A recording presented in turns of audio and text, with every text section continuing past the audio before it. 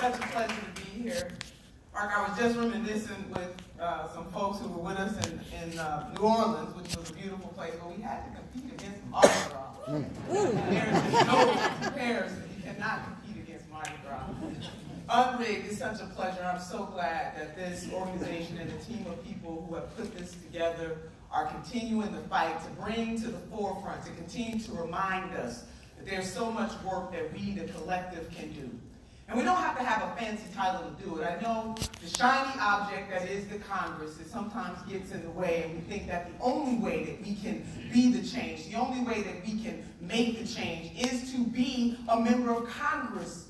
But nothing could be further from the truth.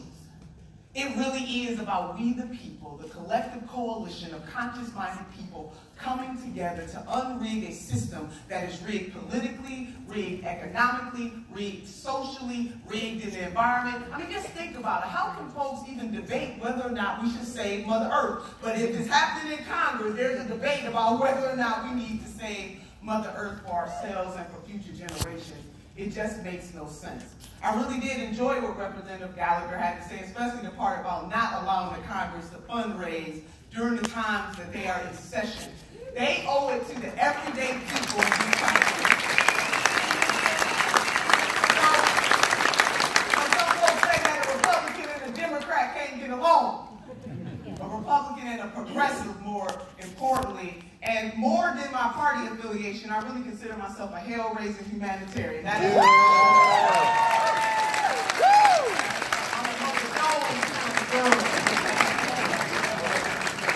I'm a Congresswoman Barbara Jordan kind of girl. Congresswoman Shirley Chisholm kind of girl. But we can unleash this thing. But it really is going to take the concentrated effort of all of us, even when folks are not talking about it. And that is the beautiful thing about UnRig. Because whether it is popular to talk about gerrymandering, whether it is popular to talk about systems and states in this country that even once you have paid your debt to society, you still don't get a chance to vote. Whether it's popular, i.e. Florida, and we need to give it up to the leaders in Florida.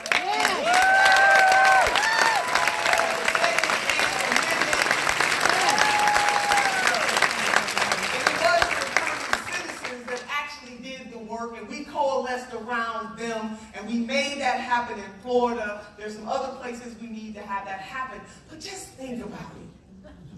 Anybody that is elected to office, they hold the people's power in their hands. But notice that I said it is the people's power. It's your power, your power, your power, your power, your power, your power. The power of your neighbors, your families, your friends, and your frenemies. It's their power. So why do we, just in the same way that Congress over the years have ceded their authority to the executive branch, why do we, the people, cede our authority to members of Congress? We have to stand up to them.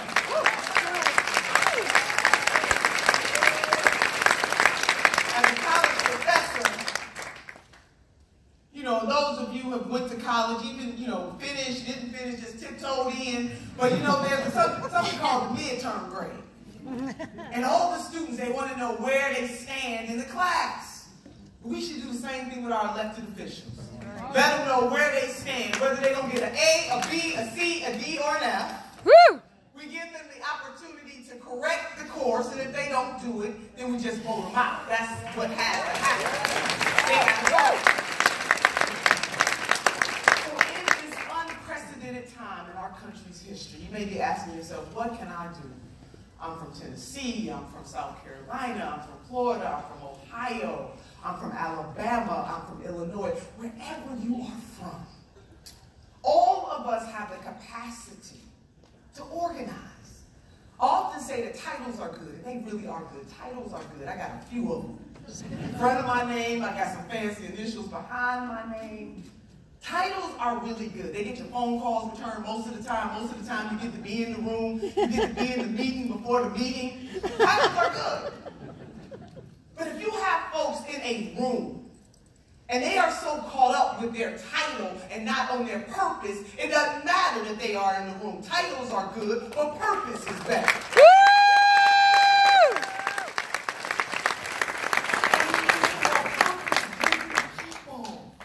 And that is what all about bringing the family together.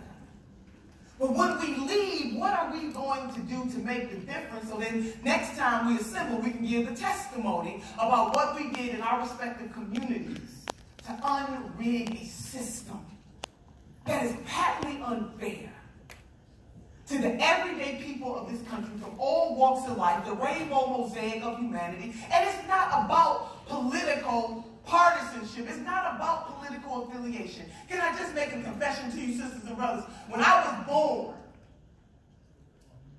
or any of you when you were born, the doctor didn't pull you out and say, this is a nice Democrat here, and this is a nice Republican here. Your mama and your dad, they wanted to know 5 fingers, 10 fingers, 10 toes. Are they going to be healthy? What can I do to make their lives better? Not whether or not you're going to grow up and become a Democrat or Republican. Unfortunately, in this political climate, we get so wrapped up in those artificial labels that we forget to stand up for the most important label of them all. And that is the label of being a humanitarian, of being a human being, of being somebody that is feeling, that is thinking, that is caring, that is loving, and that is willing to stand up for what is right.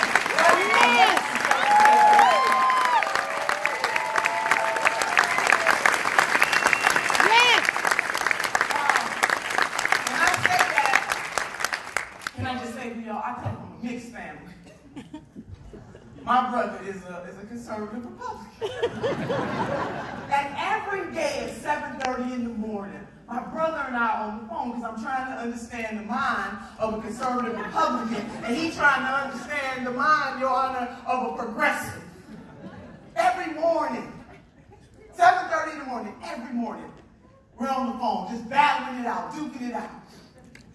I bring this up because we, in this environment, and that is again why UnRig is so important that they bring us together. Because we cannot let our common humanity suffer because of who's a Republican, who's a Democrat, who's libertarian, who's no party. When it comes down to the fundamentals of quality of life, what does it take to live a good life? We should be together, even if we disagree on how to get there. Because if I were in a hospital today, and I needed a blood transfusion, or I needed a kidney, my conservative Republican brother would give it to me. That I'm not going to let anything separate me from the love of my brother. I say that as an example because those of us who attend UnRig and conferences like this that try to find the things that we have in common just based on the fact of our humanity, we need more of this. And that doesn't mean that we don't fight like hell for the issues we believe in or fight like hell against the issues that we don't. But I believe that we should be soft on people and hard on the issues. Go ham on the issues. Go ham. Go ham on the issues. Just remember, you know what ham means. Phone a friend. Phone a good millennial or good Gen Z, and they'll tell you what Sister Turner means by going ham. On the issues. But when it comes to people, we should be able to contain ourselves and not get so caught up on the name calling. That's why I try to stay out of social media as much as I can. Lord have mercy. That is one of the, it can be used for a whole lot of good, but a whole lot of evil goes on in social media. And I don't think that people would have the courage to talk about folks the way they talk about them if they were not allowed to be anonymous. So we got to pull ourselves back from that. But UnRig, Lord have mercy. See, a sister wore her Converse today because I knew we had to get down to business. I wanted to be able to, do the thing. So one of my, and I'm about to wrap this thing up, I'm feeling good.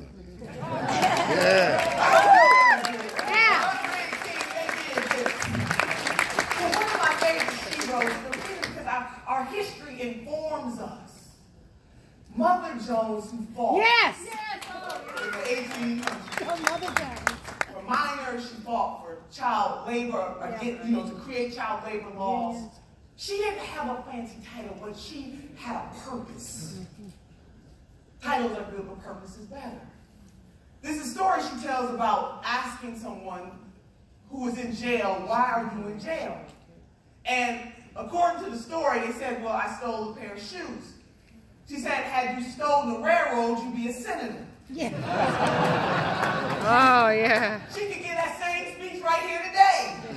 Right. Not much has changed in terms of who gets the opportunity to manipulate the system for their behalf on the backs and the necks of everyday people in this country from all walks of life. And so that is why you being at a summit like that, to have the organizers of UnRig come together and put something like this together so we can go to session after session and share ideas about what is our collective responsibility to unrig the system.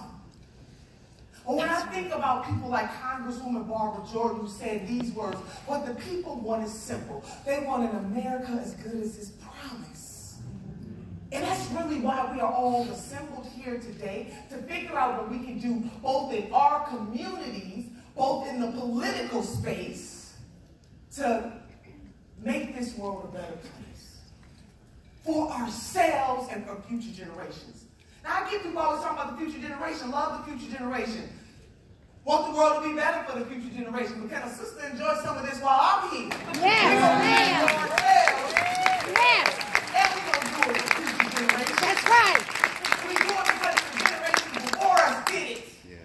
So what are we willing to sacrifice, sisters and brothers? Some folks had to sacrifice their life. Others had to sacrifice their livelihood. They get called into the office and told who to vote for and who not to vote for. Some people got kicked off of land that didn't belong to them. Some women chained themselves to the White House gate, Dr. Alice Paul, giving a shout out. Yes. What are we willing to sacrifice for? Some of us don't have to lose our lives or our livelihood. We can text, we can tweet, we can Facebook, we can Instagram, we can come to meetings like this in this fabulous music hall in Nashville, Tennessee, and wax poetic about how we're going to change the world, and we don't have to give up a whole lot. What are we going to sacrifice?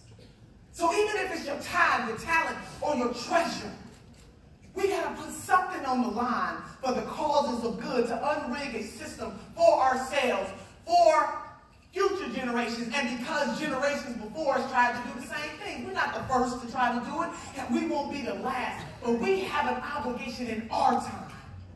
I liken it, as I close, sister used to run track. I was fast.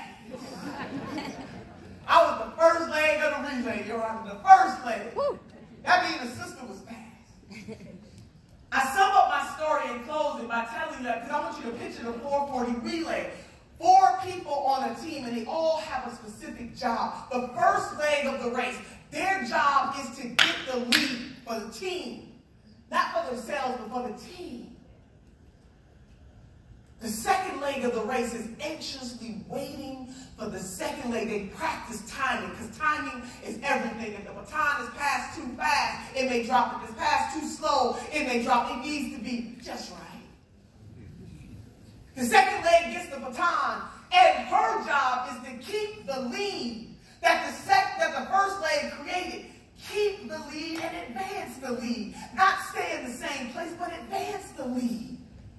The third leg of the race is they're anxiously waiting. Same thing. Baton passed too fast, it can drop. Too slow, it can drop. It has to be just right. Third leg of the race gets the baton, and her job is the same as the second. To keep the lead and advance the lead. The anchor leg, sisters and brothers, is right there. She is ready. She is waiting. And she's thinking in her mind. Pass too fast, it can drop. Pass too slow, it can drop. It needs to be just right. She gets that baton, and her job is not only to keep the lead and advance the lead, but take it on home to the finish line. My UnRig sisters and brothers, your mission, should you choose to accept it, your mission impossible. Possible. Mission possible. Is to do what you can, where you are with what you have, to keep the lead of humanity Whether that's clean air, clean food, clean water. Making sure that folks can vote. Dealing with immigration in a humane way. Whatever brings you to this place, whatever parts of the system that are rigged for you, that you want to fix, your job is to keep the lead and advance the lead. Yes. Because our mission is so high, we can't get over it. And our mission is so low, we can't get under it. And our mission is so wide, we cannot get around it. And every single person in this room, you bring value. No one can take your place, even though at times it may feel that way, but it's given to the common good. That is what Mother Jones did. That is what Fannie Lou Hamer did. Sharecropper, no fancy title. That's right. Name your person. Those people were not born with those titles. They were born with a desire to do good for the greatest number of people in their time. So our call is to do the same thing, the greatest amount of good in our time for the greatest number of people. And we will get weary sometimes, but we should always know that our mission, that we are readying ourselves to pass some time to somebody else who's going to carry it on and on and on. And it never stops, unfortunately. We are successful in spaces, but the fight is forever. I remember asking one of the pastors in Cleveland, I'm a church girl. My mother made us go to church 8 days a week. I'm a preacher's kid. I remember asking the Reverend Dr. Otis Moss Jr., why does it never end? He said the struggle is forever, so we are forever in the struggle. I want you to carry that with you. And all generations are needed. The boomers, the Xers, the millennials, the Zs, and whoever's going to be after that, we are all needed because we make the whole. So I want to close with Sister Harriet Tubman. If I may, or if I might, I'm feeling a lot of folks today. She said these words. If you hear the dogs, keep going. That's right. If you see the torches, keep going. If they're shouting after you, keep going. Don't ever stop. If you want to taste the freedom, keep going. To the UnRig participants here, you have a purpose and a place in doing the greatest amount of good with what you have where you are. And no matter how tough the struggle, no matter how hard the fight, no matter how deep you might have to go, I want you to keep going. Never stop. If you want to taste the freedom, you must keep going. If you want to see this world be a better place, you must keep going. And when it is time to pass the baton, don't pass it too fast. Don't pass it too slow. It must be just right. So that the next generation or the next group of people who will take our place to be champions for what is right, for what is just, and for what is good, can do what they need to do to advance the lead for the generations that come after them. Are you with me, UnRig?